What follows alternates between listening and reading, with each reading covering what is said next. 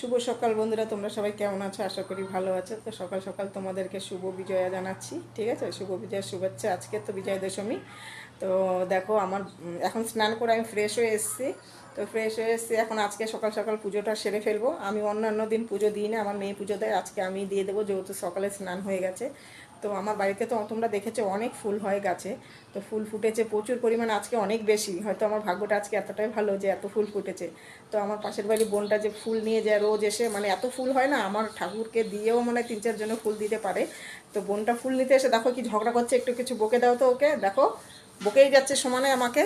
ওকে কিছু বলো তো। হ্যাঁ, দেখো ভালো করেছি, ঝগড়া করেছি, বেশ করেছি। ফুল ঠিক পাবি, আছে। ফুল নিবি, রোজ পয়সা দিবি, হ্যাঁ, রোজ পয়সা দেবো। দিবি। তুই তো বাজার থেকে ভালোবাসা দিত। বন্ধুরা, শুভ বিজয়া।